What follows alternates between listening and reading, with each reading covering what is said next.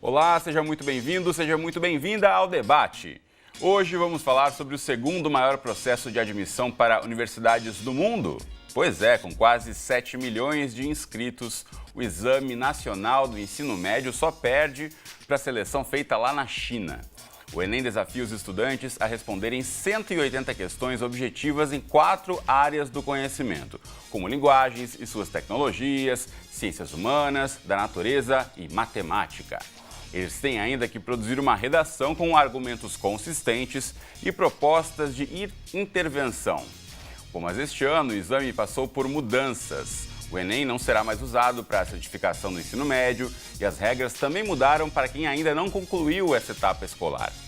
Outras novidades a partir de 2017 foram a realização das provas em 2 finais de semana e entrega de cadernos de prova personalizados com os nomes dos candidatos.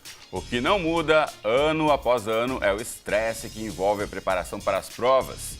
Então, o debate de hoje vai discutir aqui com professores e alunos os prós e os contras do novo Enem, além de fazer uma análise dos conteúdos cobrados nas provas. Então, para essa discussão, contamos hoje com a presença aqui no estúdio do Rui Alves Gomes de Sá, que é diretor-geral do Colégio e Curso Ao Cubo. E também conosco, aqui no estúdio, está o Fábio Vidal. Ele é professor de Física e coordenador de Ensino Médio e Pré-Vestibular do Pense. Bom, bem-vindos os dois ao estúdio, obrigado pela presença. Como eu disse aqui, foi anunciado, 2017 como o ano do novo Enem. Como é que vocês avaliam essas mudanças? Mudou tanta coisa assim, Rui? Olá, pessoal. Mudou o esquema de você fazer 2 domingos, né? Isso gerou um pouco de mudança da rotina deles. E eles vão ter que se habituar com essa nova ideia, nesse novo formato do Enem.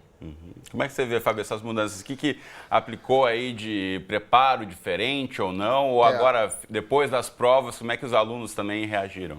Então, na verdade, essa nova cara do Enem fez uma preparação diferente, né? Nós tivemos uma mudança colocando muitas contas num fim de semana, muitos textos no outro fim de semana. Os alunos precisaram se preparar mais com relação ao tempo de prova.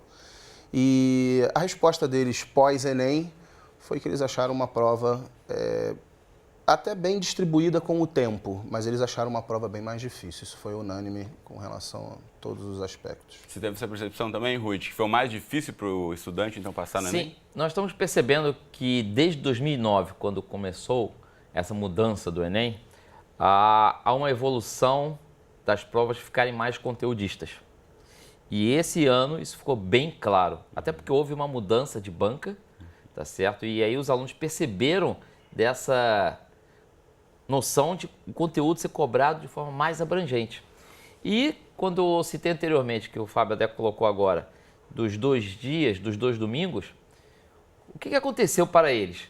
Eles tiveram muitos textos em linguagens humanas, né? E uma prova de muita conta, como o Fábio falou, de muito raciocínio no segundo domingo. Então, isso gera também um cansaço. Depois da prova de ontem, todo mundo falava assim, chegava exausto, no final do dia. Exatamente. Pensando aí nas equações de matemática, então, dividiu esses finais de semana, mas dobrou, então, a quantidade de conteúdo, Fábio? Na verdade, não houve uma dobra de conteúdo, né? O que houve, muita gente também falou que houve um aumento de textos. Não foi bem assim. É porque antes os textos eram divididos em 2 dias. Agora a gente tem todo concentrado em um único dia. Isso é que deu a impressão de que a prova se tornou maior, né? Com mais conteúdo. Na verdade, a prova ela passou a ter uma cobrança muito mais específica. Ela já era muito conteudista, ela vem desde 2009, se tornando mais conteudista, menos decoreba. Uma prova mais específica, uma prova menos generalizada, uma prova com conhecimento mais específico. E nesse ano, com essa mudança do fim de semana, eu acho que isso mostrou um peso maior. Ainda mais com a mudança da banca, como o professor Rui falou, houve também uma mudança no peso da prova. Eles acabaram fazendo com que a prova ficasse bem mais difícil do que os anos anteriores. Agora, o próprio Enem, ao longo dos anos, como vocês já mencionaram, em 2009, ele mudou a própria identidade, Em 2009 começou a ser validado como um acesso à universidade. O início lá do Enem, quando foi proposto inicialmente, ele perdeu um pouco as características, foi se transformando, agora voltou também até algumas mudanças. Mas pensando-se nesse exame, né, que a gente vê que envolve tanta gente, tantos estudantes todos os anos, tantas famílias, esse é um caminho que a gente deve avaliar como o ideal, se é que existe um modelo ideal? Ainda ele está respondendo ao que se espera do Enem atualmente, Rui? Ele é um modelo democrático, isso a gente não pode negar, porque é feito para todo o país e, é lógico, tem vantagens e desvantagens, isso aí você pode ficar discutindo durante horas sobre tal situação.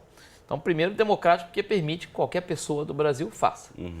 Agora, e por ser democrático, vai permitir também que alguém daqui do Rio ou de cidades grandes concorram com faculdades que sejam espalhadas pelo Brasil. E isso faz com que haja uma concorrência maior até em centros mais afastados dos grandes polos, gerando que as pessoas do interior, que normalmente têm uma base menor, tá certo? Tenham que se preparar mais. Esse modelo de grande concurso, né? O Brasil já tem a tradição dos concursos, começa aí já no Enem com os estudantes. Né? Isso, e o Enem, como o professor Rui disse, é a melhor prova no aspecto da quantidade de alunos que a gente tem para o Brasil todo. Ela, em alguns outros aspectos, porque muita gente fala que não gosta da prova do Enem, que a prova do Enem não mede o conteúdo do aluno, né, que ela acaba não sendo uma prova muito democrática para os alunos de escolas públicas, os alunos que não têm acesso àquele estudo mais concentrado, mais direcionado diretamente para o Enem. Né? Então eu acredito que sim, a prova do Enem é uma prova realmente melhor nesse aspecto para todo mundo. É um excelente concurso a nível nacional, com uma boa organização, uma prova que os alunos precisam ter um bom preparo, uma prova que, com a mudança que teve, aumentou o nível de estresse. Isso também aconteceu, a gente percebeu isso, os alunos ficaram muito cansados. E eu acho que é uma prova para a gente ter orgulho, porque foi uma prova muito bonita, foi uma prova com um nível muito elevado, uma prova que a gente precisa realmente valorizar o ensino do nosso país. Muito bem. Bom, a gente convidou para participar do nosso debate o INEP, então a Maria Inês Fini, que é presidente do INEP, que é a instituição pública responsável pela aplicação do exame, gravou um depoimento para a gente, fazendo um balanço dessa edição do Enem. Vamos conferir aí. Eu acredito que para o Enem 2017, os destaques positivos são muito maiores que os negativos. De positivos, temos que dizer a absoluta tranquilidade com os que todos os participantes puderam realizar as provas nos 2 domingos. Negativos, nós tivemos alguns acidentes naturais que nós não pudemos controlar. As grandes enchentes, os acidentes rodoviários, os atrasos de alguns meninos que não conseguiram vencer o tempo correto para chegar antes dos portões fecharem, mas eles foram mínimos e podem ser compensados na segunda reaplicação, de tal forma que ninguém fique prejudicado. Nós tivemos o mesmo número de abstenção que tivemos em anos anteriores, não é? Além da presença, uma presença muito qualificada. Eu acho que os mecanismos de segurança que foram adotados e amplamente divulgados, né, durante todos esses 11 meses de preparação do exame, também inibiram algumas ações de boicote, de fraude e fizeram comparecer no exame aqueles que realmente, honestamente, estavam interessados na busca de uma vaga no ensino superior. Os participantes, principalmente os mais jovens, sempre reclamam da quantidade de leitura nas provas de ciências humanas e de língua portuguesa. Essa tem sido uma frequente desde o primeiro Enem de 98, quando nós só tínhamos uma prova com 63 questões. Isso é absolutamente proposital. O Enem tem uma ênfase muito grande na capacidade leitora desses participantes. Nós queremos mesmo que essa leitura seja muito incentivada em toda a população brasileira, porque ela está muito vinculada à capacidade de produção também. Porque é lendo que a gente aprende a escrever, e é escrevendo que a gente aprende a se comunicar, que é uma característica tão importante na vida contemporânea. Não só como um perfil que o mundo do trabalho valoriza, mas também que a nossa convivência social exige.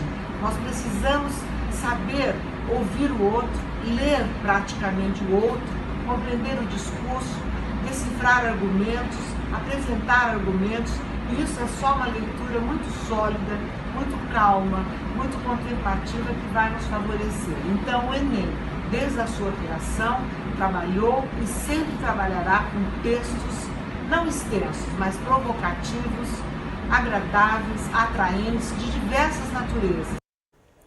Pois é, esse é o depoimento de Maria Inês Fini, presidente do INEP. Você percebeu pela qualidade do vídeo e do áudio, um vídeo gravado em celular, mas vale o registro, então, do depoimento da presidente do INEP, responsável pela aplicação desse exame, ela avaliando positivamente, né, o próprio modelo do Enem, mas há muita gente que critica, inclusive, esse esquema da prova objetiva, da teoria de resposta ao item. Você acha que é o momento de rever isso também, Rui? A Maria Inês coloca que é a forma mais adequada de avaliar o preparo do aluno, nesse contexto que vivemos hoje em dia. Você acha que, de repente, mudar o Enem poderia ser uma forma de avaliar outras formas de habilidades do aluno também? No nosso contexto, eu acho inviável. Nós somos um país de dimensões continentais, então o modelo, vamos dizer assim, ideal seria uma união de provas objetivas e discursivas. Só que nós não conseguimos fazer isso. Isso é um mundo Tá fantástico certo? de bola. Então, Por que não é possível fazer isso? porque o Brasil tem uma dimensão muito grande. Imagine você colocar uma prova discursiva e aí você tem que, depois dessa prova discursiva, você tem que fazer uma banca para gerar a correção dessas questões discursivas. Se você já demora, a prova agora, em janeiro, para um texto de redação, imagine 10 questões discursivas. Tá certo? Então isso vai impactar numa demora enorme do resultado, fora o custo que vai ser muito, muito alto. Então é inviável. Fora a distribuição das vagas, que seria algo também difícil da gente conseguir fazer, né? Porque às vezes sobra vaga nessa universidade, mesmo ela tendo um vestibular discursivo, objetivo, às vezes sobra vaga, porque a gente não tem candidato que consegue ser habilitado para aquele curso. E aí fica sobrando vaga, o vestibular não é integrado e a vaga fica ociosa. Então, para mim, eu acho, nessa situação que nós vivemos, ou seja, com o tamanho do país, é o modelo É o melhor modelo. mais racional e que deve ser aplicado. Exatamente. E a teoria de resposta ao item, penso ser perfeitamente válida que seja utilizada. Explicando para quem não conhece a teoria de resposta ao item, que na verdade não é o número de acertos, né? Você pode explicar para a gente, Rui? Sim, normalmente você faz, na nossa época, da minha época de escola, eu tenho uma prova que vale 10, eu acertei, vamos supor, 10 questões, eu acertei 7, minha nota é 7. Você acertou 6, sua nota é 6. A teoria de resposta ao item é um estudo utilizando a probabilidade e através dessa probabilidade você consegue mensurar como foi a sua performance ao longo da prova. Como assim? Se você teve um desempenho que seja, vamos dizer assim, coerente. Você acertou as questões fáceis e as médias, ótimo, então você vai ter um total de pontos que estão relacionados a esse seu desempenho. Agora, você errou todas as fáceis e acertou as difíceis e médias, alguma coisa estranha há nisso. Então, você normalmente, tá, em termos da probabilidade, tem uma pontuação menor do que aquela outra pessoa que acertou, mesmo com o mesmo número de questões, as fáceis e as médias. Por isso tem todas aquelas teorias, né? De que vale a pena ou não vale a pena chutar no Enem, Fábio? Então, era isso que eu ia falar agora. É uma coisa que, como é um dado estatístico, como é uma probabilidade, também são feitas comparações em função dos distratores dos enunciados. Os distratores, eles atrapalham a forma como um aluno vai enxergar a habilidade daquela questão. Então, esses distratores também puxam o tapete do aluno e ele acaba indo numa opção errada através desses distratores. Então, chutar não é ruim, porque não é um concurso em que você vai chutar e se você errar você vai perder um acerto. Alguns concursos públicos têm essa característica. O Enem não é assim. Chutar não é ruim, né? Mas o TRI provavelmente vai acabar descobrindo o chute. Mas o ideal é que ele, se ele tiver que chutar, chute as questões difíceis. Chute as difíceis, exatamente. Certo? Isso é muito importante. Esse é o Isso é muito relevante. importante. Ele vai sentir se é difícil ou não pela própria leitura da questão. Dá para você, no tete-a-tete da prova, conforme você vai lendo e você também bem preparado já, fazendo bastante simulado do Enem, você consegue ter uma noção dessas questões mais bem preparadas, né, mais específicas de conteúdo. É uma questão importante também, não só dominar o conteúdo, mas dominar o formato da prova, né? Conhecer Sim. a prova, fazer Conhecer simulados. a prova como antes. Exatamente. Na verdade, não é uma prova simples, né? Bom, acho que você, não é. entre aspas, tem que ser um profissional para fazer aquela prova, tem que saber, tem que ter um planejamento de como vai encarar aquela prova, a sua postura perante a prova, não só em termos de conteúdo, mas também no emocional, para que você possa ter melhor desempenho. Tem que ter um acompanhamento familiar também muito grande. A família tem que estar ajudando. Por isso que o nível de estresse dos nossos alunos às vezes é muito alto, porque a família meio deixa o aluno, deixa ele à vontade, estudando, e às vezes não percebe o quanto que ele está passando por um nível de estresse emocional muito grande. Só percebe quando vai chegando próximo da prova, né? Que aí... Compartilhar um pouco esse estresse, esse planejamento, isso pode ajudar? Um pouco, planejar, exatamente, ajuda muito. A família ajuda muito. A escola como um todo, nessa hora, dá o apoio pedagógico, o apoio cognitivo, mas a gente precisa da família dando o apoio emocional também. Agora, a gente falando um pouquinho ainda sobre o que a prova pede, exige dos estudantes, a gente tem falado muito nas discussões sobre educação, sobre as habilidades do século XXI, habilidades socioemocionais, muitas vezes. Vocês acreditam que essa prova ela consegue medir esse tipo de conhecimento também? Ou, muitas vezes, a questão da interpretação do texto acaba sendo deixada de lado? Nesse ano, eu não vejo muito nesse trabalho, não consegui ver. Se você perguntasse para mim, e eu acho que os alunos sentiram isso, é uma prova conteudista. Foi uma prova muito conteudista, principalmente no segundo dia, tá certo? Seja em matemática, física, química, biologia, apareceram itens que se aprofundavam muito no conteúdo. Saíram daquele esquema de habilidade e competência de muita análise de gráfico, muita análise de figura e muita interpretação de texto. Né? E passamos a ter um conteúdo maior, uma especificidade maior, as matérias foram mais aprofundadas. A gente tem uma coisa que a gente diz muito de professor, que a gente chama de rodapé de página. Né? Eles cobraram algumas coisas que ficam escritas só no rodapé, alguma exceção de exceção, algumas coisas que às vezes a gente só comenta no final de uma matéria, né, que é um pouco mais específico. Isso aconteceu em várias questões, principalmente no segundo dia. Agora, Fábio, você é professor de física, né? Que dizem aí que é das disciplinas que mais pegam os alunos e muitos professores comentaram aí, deram declarações após o término da prova de que essa foi a prova de física mais difícil de todos os tempos no Enem. Você concorda? Concordo, em gênero, número e grau. Foi a prova mais difícil de todos os tempos. Nós tínhamos ali conhecimentos bem específicos e às vezes era deixado de lado completamente a habilidade e competência. Ou o cara sabia daquilo ou ele não iria conseguir resolver a questão. Em biologia também teve conhecimentos muito específicos. Exatamente, não foi só física não. Biologia, química. A prova de matemática, ela tinha as questões... Você viu a questão de probabilidade da prova de matemática? Aquela do campo minado. Sim. Um conceito absurdo de discussão na prova. Então, nós percebemos que a prova ela é uma prova para ter um caráter democrático, para dar o acesso a todos. Mas é uma prova que a gente precisa mostrar que é importante o investimento em educação. Porque o Enem ele tem se tornado uma prova cada vez mais específica. Então, a gente não pode ter um conteúdo em sala de aula superficial. Esse conteúdo superficial em sala de aula não atende ao que a prova do Enem está sendo. Isso que o Fábio falou, isso é uma evolução que está acontecendo, né? Então, se você volta lá para 2009, o preparo para o Enem era de uma forma, hoje é totalmente diferente. Ou seja, com uma abordagem muito mais profunda. E aquela pergunta que você me fez, Cristiano, a questão da interpretação, aí sim, ocorreu muito na área de linguagens, né? Então, no primeiro dia, isso aí eu acho que aconteceu e foi bem trabalhado.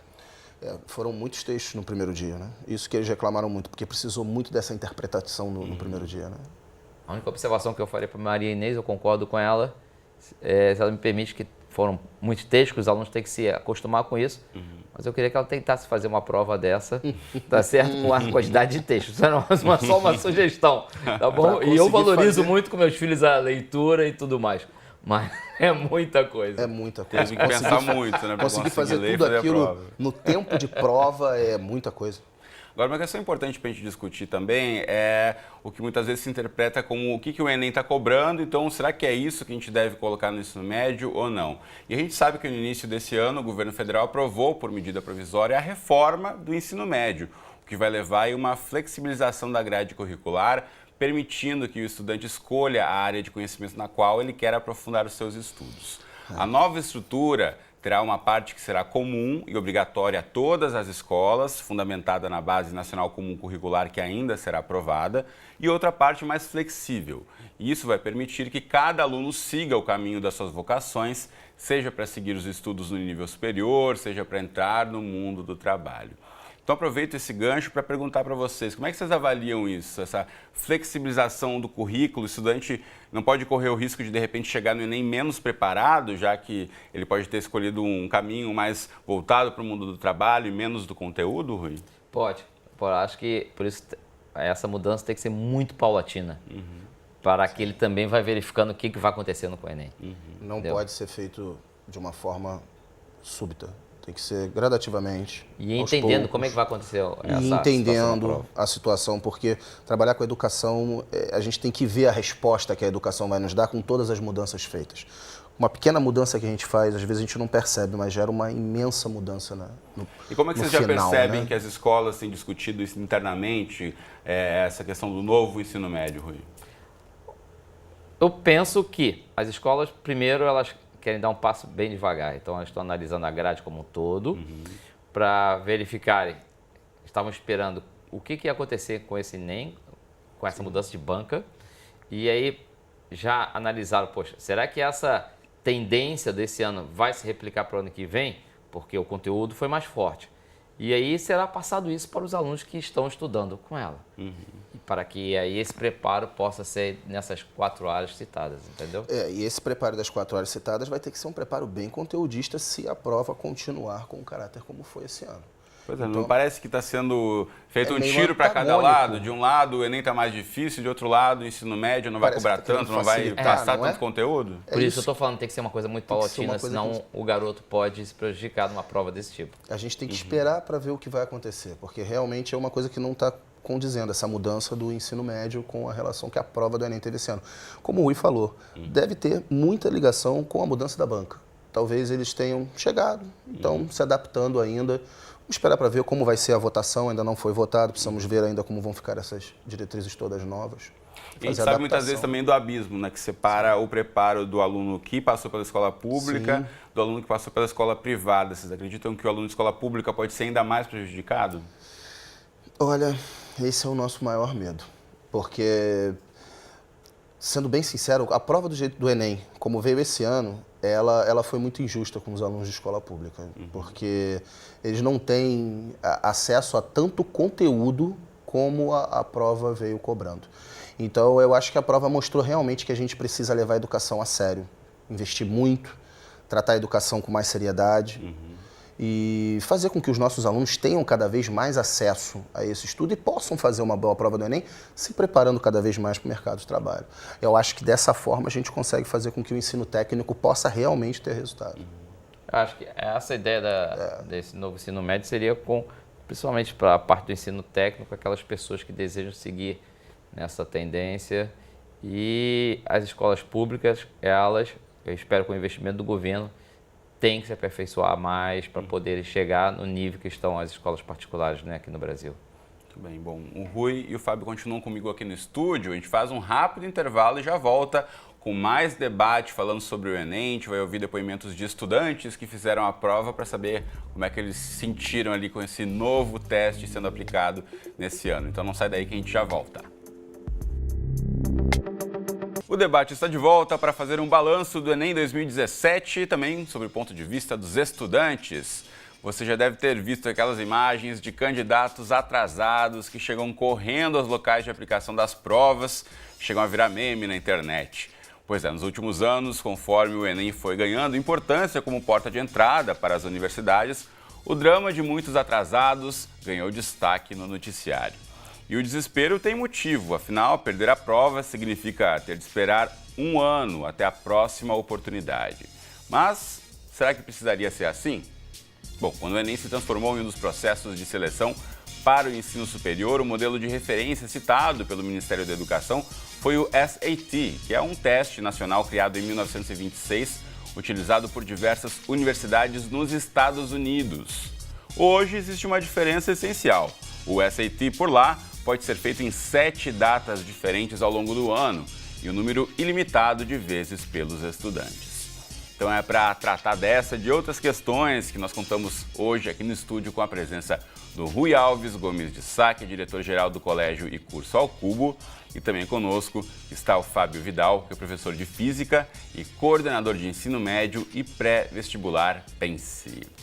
Bom, como eu falei, o SAT foi a inspiração, mudou bastante também. A gente sabe, inclusive, o jornalista Antônio Góes, consultor de educação aqui do Futura, publicou um artigo no jornal o Globo defendendo a utilização de um modelo com várias datas para a aplicação do Enem, um pouco mais próximo do que é feito por lá nos Estados Unidos. Vocês consideram que essa mudança poderia ser significativa, trazer benefícios também para quem faz o Enem, Fábio? Sim, precisamos fazer o Enem mais vezes, em outras datas. Eu acredito que pelo menos no mínimo, nós precisaríamos ter 2 vezes, no mínimo. Eu acho que se pudéssemos fazer mais vezes, seria muito legal. Precisamos aumentar o nosso banco de dados. Eu, no primeiro bloco, até comentei, a prova do Enem, eu gostei muito, a prova merecia elogio, porque a prova foi muito bem feita, a prova valorizou muito o conteúdo. Só que como a gente não tem esse investimento tanto em educação, a gente precisa cada vez dar mais oportunidades aos nossos alunos, com mais números de provas, para diminuir a tensão. Eu acho que isso facilitaria muito. Como é que você vê isso, Rui? A gente tem uma prova aí, como disse o Fábio, cobra muito conteúdo, mas a gente não tem um ensino médio público, principalmente que prepara, e a gente tem outros modelos também, como nos Estados Unidos, diversas datas para fazer, uma flexibilização do Enem poderia ser bem-vinda? Sim, ó, esse no início, quando você me perguntou, essa é uma das desvantagens que nós temos. É tudo concentrado em um dia só, em 2 domingos, vamos dizer assim. E o ideal para mim, acho que para um pequeno passo que nós poderíamos dar é colocar uma defasagem de 6 meses, por exemplo, fazer uma prova no início do agora, e como aconteceu em novembro, e outra no meados do ano, para poder fazer com que os alunos tenham oportunidades diferentes de realizar essa prova. Né? Que imagine uma situação, aconteceu um problema emergencial, você perdeu uma prova naquele dia, aí você perdeu o ano todo de estudo. Então, sem dúvida, cria essa tensão mesmo, né? Como se fosse uma oportunidade, enfim, todo esse estresse que a gente já falou aqui, que envolve também o aluno e as famílias, mas podia agora, ser reduzido. Né? Por outro lado, tem essa situação agora, por outro lado, e é uma coisa até chata que as pessoas ficam fazendo memes de situações que são desgraças dos outros, né? Desagradáveis dos outros.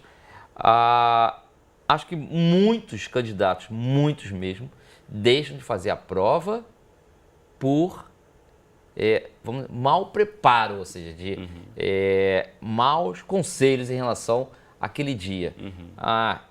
Se eu vou fazer a prova em determinado local, a minha ideia é que eu vá lá antes conhecer, quanto tempo eu vou levar, não é descobrir isso no dia onde é que é a prova. Tem gente que achava que era aqui, mas em um local diferente. Então isso já elimina bastante, entendeu? Eu lembro bem da minha época de vestibular que eu fazia isso. Eu pedia meu pai, a gente ia na prova. Muito tempo isso, hein? Muito tempo. A gente ia... Nem existia Enem? Eu já existia. Não era Enem, era o vestibular separado, né? E ainda tinha isso, como eram vestibulares separados, eram muitas datas diferentes, né? Então as provas eram os domingos, geralmente no sábado a gente ia nos locais de prova visitar para ver como era, para não perder, né? Bom, a nossa equipe de produção fez um vídeo com alguns números interessantes do Enem desse ano. Vamos acompanhar.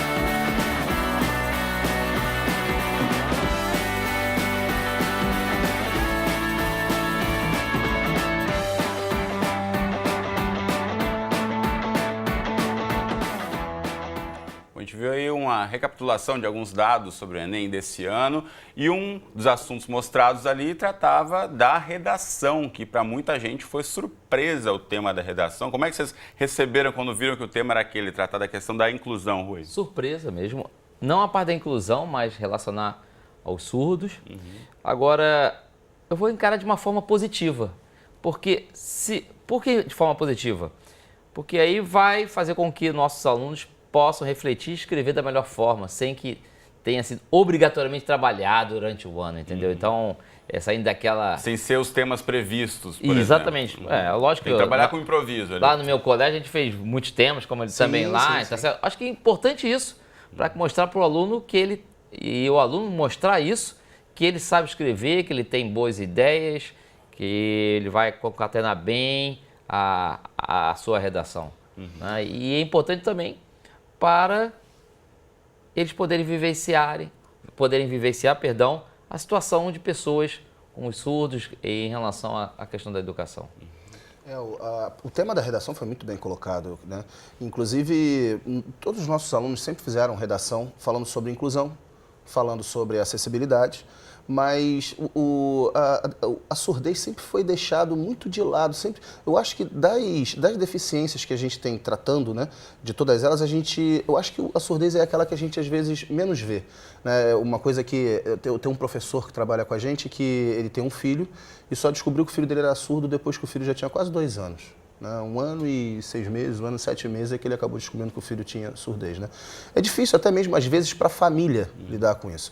E o tema de redação foi exatamente tratando desse assunto. O tema de redação não foi sobre os surdos, foi sobre a educação para os surdos. Como nós poderíamos acessar melhor, como nós poderíamos engajar mais a família, a sociedade, a escola, todos, né, tentando fazer Eu acho que com isso também, né, Fábio? Ele consegue fazer uma imersão numa situação desse tipo. Sim. E a partir daí poder colocar... Nós tivemos redações falando sobre a mulher, né, que gerou um assunto na época, deixou uma evidência muito grande. Eu acho que foi essa a ideia, deixar em evidência cada vez mais, né, o problema que os surdos têm para poder ter uma educação. O Enem, ao longo dos anos, com seus temas de redação, acabou pautando muitas vezes, né, os assuntos trazidos nas redações, acabou sendo pauta, né? A gente vê tantas reportagens sendo feitas, a mídia também se apropriando um pouco mais desses temas e leva para dentro das casas das pessoas também. Pode ter certeza que os alunos discutiram esse tema de Então, redação em esse família. ano, embora tenha visto, né, que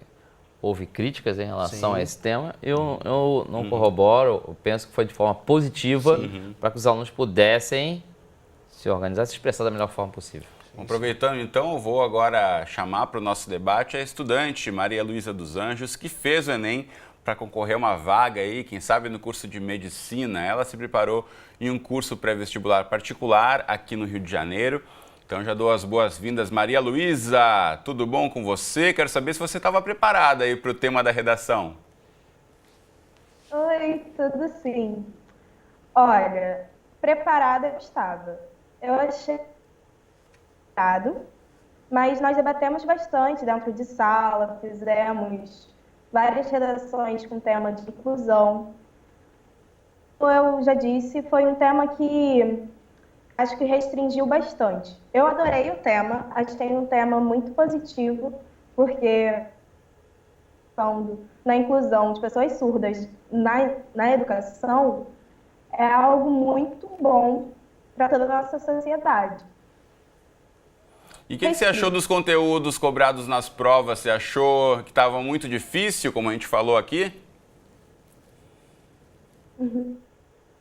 Conteudista.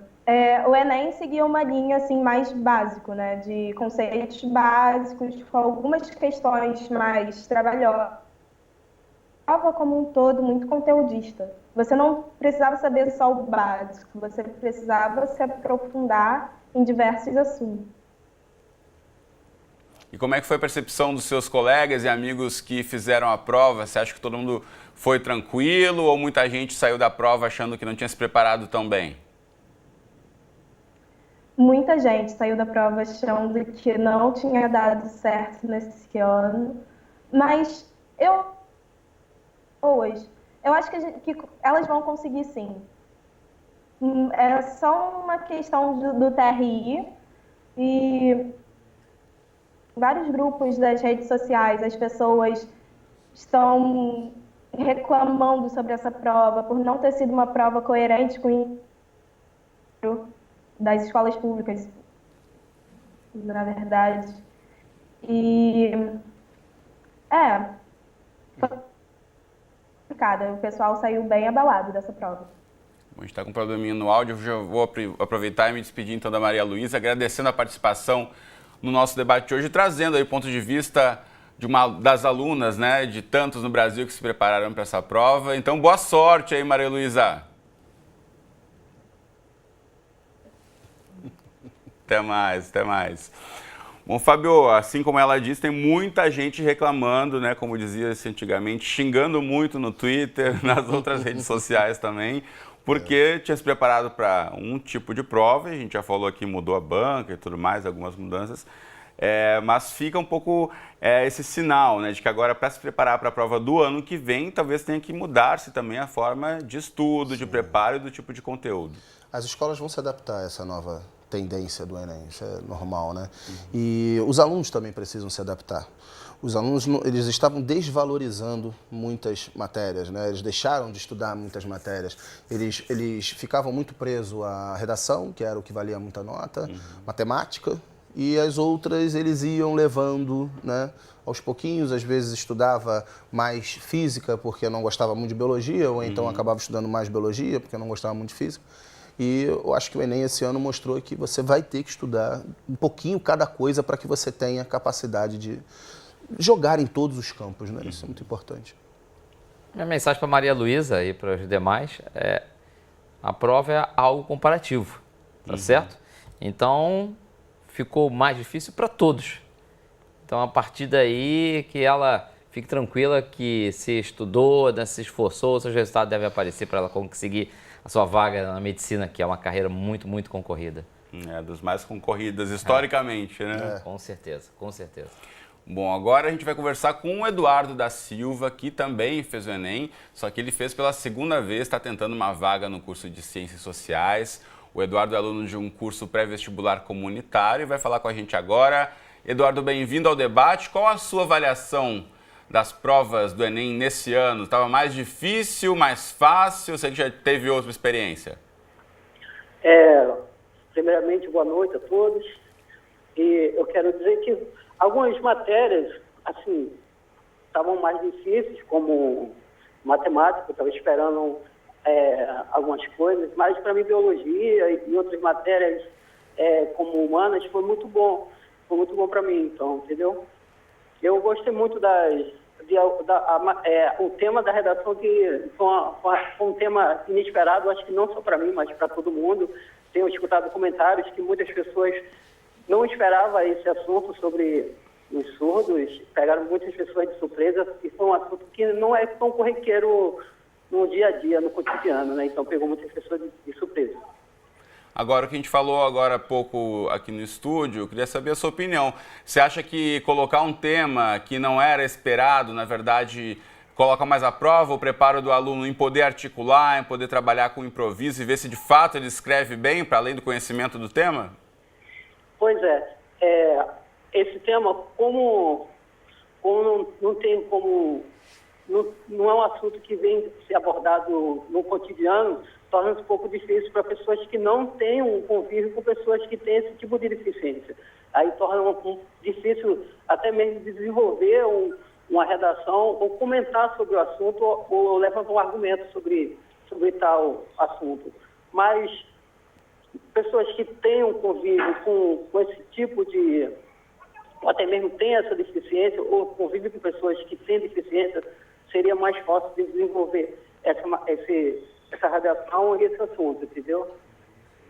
Agora, em relação à preparação para a prova, como é que você vê, de fato, você percebeu que mudou muita coisa em relação a você se deparar com a prova, a questão da interpretação, também até seu lado emocional nesses 2 dias, já que dessa vez teve uma semana aí separando uma prova da outra, isso acaba interferindo no emocional, no preparo, na tranquilidade ou no estresse do aluno? Eu, como sou Maria de primeira viagem, eu já fiz não é a primeira vez, mas sempre há uma pressão, né? Eu não tenho tanta pressão porque, como minha família, ela não interfere muito na minha escolha, fica mais sossegado para mim. Mas eu acredito em pessoas que vêm de uma família tradicional, que às vezes cobra muito a um aluno, um filho, para fazer essa prova. Eu acho que é uma pressão muito grande e rola um estresse muito psicológico em cima dessa pessoa. Entendeu? Mas mesmo eu não tendo essa pressão familiar, eu fico muito ansioso para fazer a prova e às vezes eu fico sem saber o que fazer. E eu conheço pessoas que dão até branco na hora de fazer a prova, que estudam o ano todo, mas na hora da prova dá um branco por tanto nervosismo pelo fato de fazer a prova do Enem, porque ela é muito cansativa e na verdade muitas pessoas fazem um bicho de 7 cabeças do Enem, entendeu? Sem dúvida. Eduardo, eu vou pedir para você continuar na linha, voltar aqui para o estúdio, já volto a falar com você. Essa questão do emocional e do preparo, isso parece que tem um peso importantíssimo que nem sempre é dado, né? A gente já falou um pouquinho aqui sobre as famílias talvez não se darem conta disso, e o Eduardo traz esse fator, né? Ele, no caso, ele não tem essa pressão, mas muita gente tem uma pressão forte.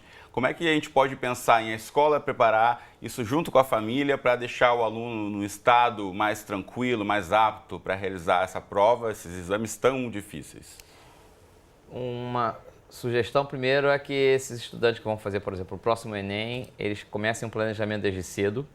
O planejamento desde cedo vai fazer com que ele possa se sentir mais confiante. Essa confiança vai gerar menos ansiedade, né? Que eles, através desse planejamento, possam, com isso, dormir bem, ter a sua válvula de escape, o seu lazer, para conseguir o ano de estudo. E quando chegar próximo do Enem, nada de virada de noite, né? Eles têm que manter essa rotina, diminuindo até gradativamente até a chegada das provas, né? Para que eles possam, aí sim, fazer a prova de uma forma descansada e tudo mais. Agora, a ansiedade, fazer uma prova como a do Enem, é comum. Todos nós vamos ficar ansiosos quando tivermos uma prova pela frente. E o nosso corpo, né, o estado de alerta, para a gente ficar mais atento a isso. O que não pode ter é uma super ansiedade, que aí você deve, junto com a família, trabalhar nesse aspecto. Isso. Bom, eu curto muito corrida, né? E a gente sabe que para correr meia maratona precisa um preparo. Dá para fazer esse comparativo também, né? Você tem que manter seus hábitos e aos pouquinhos se preparando. É isso, Fábio? Isso, é uma coisa que a gente fala muito com os nossos alunos, né? Se preparar para o vestibular é igual um atleta se preparar para uma corrida. E ele não se prepara... Não é uma corrida de 100 metros, é uma maratona. Então, exatamente. Ele não se prepara só naquele dia, porque não é uma corrida de curta duração. É uma corrida de longa duração. Então, o preparo é todo dia um pouquinho. Ele tem que ter um bom planejamento de estudos, ele precisa estudar, ele precisa se distrair, ele precisa ter horário para fazer as coisas, né? Ele tem que ter horário para estudo, ele tem que ter horário para dormir, porque precisa dormir uma parte do dia para ele poder dar uma descansada, repor de novo aquele raciocínio dele para ele continuar trabalhando. O cérebro é igual um músculo, a gente precisa ir treinando ele aos pouquinhos e ir se preparando. Por isso que a gente cria muita rotina de estudo, muito planejamento de estudo, muita organização, como o próprio professor Rui falou. A gente precisa organizar a cabeça do nosso aluno. E com isso a escola participa demais, a família participa muito. A gente dentro da escola tem psicólogos, né? Tem uns caras que vão ajudando bastante os alunos nisso, mas a gente precisa da família. Nada melhor do que o pai e a mãe conversando com a gente, né? Bom, mas tem casos de quem já passou um pouquinho da idade da adolescência, às vezes nem mora com o pai e com a mãe, como é o caso do Eduardo, que conversa com a gente, que fez o Enem pela segunda vez. Eduardo, você acha que o fato de você ser um pouco mais velho, ter um pouco mais de bagagem de vida, isso ajuda na hora de fazer um exame como o Enem? Certamente sim, porque tem questões que ele é uma pergunta que não vem trazer exatamente com conhecimentos, às vezes, acadêmicos, mas com o dia a dia, que dá para tirar de letra essas perguntas, entendeu? Torna-se... Porque, e de uma forma também, como nós somos mais pessoas maduras e, de repente, já estamos preparados, entre aspas, para passar por essas situações, porque temos pouco ansiedade. Não é como um jovem que está saindo uma escola, que tem a pressão da família, e isso também influencia muito na hora de fazer a prova. Mas como nós somos pessoas mais maduras, isso tranquiliza mais, de uma certa forma também nos deixa mais apreensivo, por outro lado, por questão também de ver que já está com certa idade e deveremos já estar cursando, até mesmo terminando a faculdade, mas em relação às questões, a nossa vivência do dia a dia, dessa experiência que nós temos, isso nos ajuda muito a resolver algumas questões do Enem. E a questão da rotina de estudos, como faz? Porque a gente sabe que o estudante que está ali no ensino médio ainda, muitas vezes, a atividade principal é só estudar, né? Quando a gente já tem que trabalhar, às vezes cuidar de casa, cuidar da família, pode tornar-se um pouco mais difícil, né? Pois é. Eu, como estou fazendo um curso pré-vestibular e eu estudo, então eu saio do meu trabalho e vou direto para o curso. Então, isso torna um pouco cansativo. E às vezes, eu também faço curso de manhã. Então, eu tenho muito pouco tempo para estudar. E às vezes fico me cobrando, acho que eu estou me sabotando por não estudar mais. Como certas pessoas que eu acredito que passam o dia todo estudando e torna também mais válidas para elas, mais vantajosas para elas do que para nós que estudamos, trabalhamos, e até pessoas que, da certa idade, também têm família, que têm que cuidar da família, aí se torna um desafio muito maior nesse sentido. Sem dúvida, Eduardo. Agora, voltando aqui para o estúdio, essa questão que o Eduardo traz, isso muitas vezes, independente se a pessoa trabalha, estuda, só estuda, mas a questão de se auto-sabotar, isso volta e meia aparece quando a gente conversa com pessoas que estão se preparando para provas como o Enem. Acho que eu tenho que estudar mais, acho que eu preciso passar mais tempo estudando, e muitas vezes tem o que o Fábio já mencionou anteriormente, você passar um pouco do limite. Qual é esse limite também de você estar bem preparado, mas também não se esgotar, não passar o tempo todo só pensando na questão da prova, porque você vai acabar aí desgastando o músculo, talvez um pouco demais, né? Para essa maratona já vai chegar cansado logo na largada. A minha sugestão, para pessoas desse tipo, é que procure um profissional, procure alguém que possa ajudá-lo, ou uma pessoa com mais experiência, fazendo um planejamento semanal. Desde que vai começar o ano de estudo, faça planejamento semanal. Se for um estudante, né, um garoto novo, que vai fazer o Enem pela primeira vez, nesse planejamento semanal ele tem que colocar lá as horas de lazer, como a hora que ele vai dormir, e a rotina dele de estudo durante a semana. Se for pessoas como o Fábio, que aqui agora nós falamos... Eduardo, desculpe. O Eduardo que nós falamos agora, ele tem que verificar, poxa, qual o tempo que eu tenho sobrando da minha rotina de trabalho e estudo para poder, a partir daí, saber como eu vou dosar esse tempo. Então, ele tem que dividir essas horas. Então, acho que aí é um grande desafio para ele, né? E aí ele vai ter que aproveitar ao máximo o tempo livre que ele tiver para estudar. Criar prioridades. Isso também é muito importante. Às vezes tem coisas no nosso dia que a gente não otimiza demais o tempo. É importante a gente perceber isso, né? Então, às vezes, uma viagem de ônibus que dura muito tempo, dá para a gente ler alguma coisa durante essa viagem de ônibus. Às vezes, um tempo que você está esperando alguém chegar, umas meia hora, você já dá uma lida em outras coisas. Eu queria até falar para o Eduardo, para ele não desistir, não, porque mesmo quando a gente trabalha e mesmo assim tenta o Enem, né? Dá para conseguir. Ele vai aos pouquinhos que ele vai conseguir, vai se preparando, fazendo provas anteriores, criando cada vez mais prioridade no que ele quer fazer e essa rotina de estudo. Bom, o Eduardo está na linha ainda, ouvindo o conselho do Fábio, né, Eduardo? É isso aí. Na verdade, o Enem não começa quando nós sentamos ali na cadeira e começamos a fazer a prova. Começa quando começa o ano e a gente já começa estudando. Tem que começar a se privar de algumas coisas, lazer, até mesmo de estar com os amigos, ou até mesmo fazer outras coisas para que venhamos priorizar, dar tempo para o Enem. Porque, como o Enem falou, é uma maratona e para que a gente possamos conquistar aquilo que queremos, devemos se abdicar de algumas coisas e ter uma disciplina, né? Principalmente em questão de horário, porque sabemos que o Enem não é só no conhecimento, é saber também dosar o horário, porque fazer tantas questões em um determinado tempo, isso exige muito do nosso físico e até mesmo da nossa mente. Sem dúvida. Então, Eduardo da Silva, estudante, falando com a gente aqui do Rio de Janeiro, muito obrigado pela participação e muito boa sorte com seus estudos.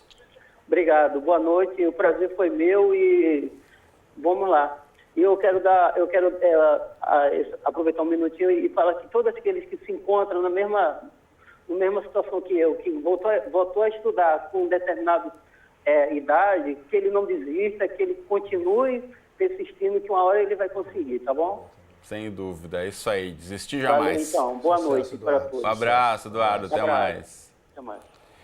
Bom, a gente já está encaminhando para o finzinho aqui do nosso debate hoje, falando sobre o novo Enem. Ouvimos os estudantes aí em perfis diferentes, mas que se depararam com o mesmo desafio do Enem, agora de 2017. E a gente sabe, enfim, que agora é aguardar um pouco, né, ver o que vai sair daqui para frente, ver como se preparar também para o próximo caso. Quem não conseguiu o resultado desejado tem que se preparar. O que a gente pode esperar daqui para frente? Como é que pode já estruturar? Vocês falaram que preparação semanal é importante, o Eduardo mencionou que o Enem começa no ano que você começa a se preparar para ele. Por agora, o que a gente pode esperar para 2018, Rui? Primeiro, vamos acompanhar o resultado desse ano. O SISU vai lá sair em janeiro. A partir daí, que eles se preparem para observar suas notas e verificarem, vamos dizer, se conseguiram a aprovação. Caso contrário, pensar no Enem do próximo ano. E quando eu falo pensar no Enem do próximo ano, ele friamente analisar o que eu cometi de errado para eu não repetir, tá certo? Transformar uma derrota em uma vitória. E a partir daí, fazer esse planejamento, não cometer os mesmos erros e se aperfeiçoar. Sim, não se abater, isso é muito importante, como o próprio Eduardo comentou, né? Todo mundo precisa continuar, não desistir, mas o Enem não é uma prova que você possa fazer sem preparo. Precisamos ter um preparo muito bem direcionado para a prova do Enem.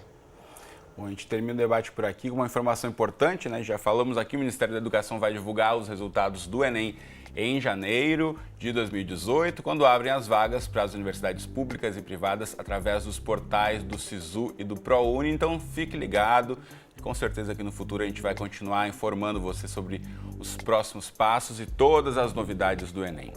Fábio Rui, muito obrigado pela participação, pela presença, por contribuir tanto aqui para o nosso debate de hoje. Valeu. Você de casa, um abraço para você. Você confere essa e tantas outras edições do debate diretamente do Futura Play. Então, um abraço para você e até a próxima.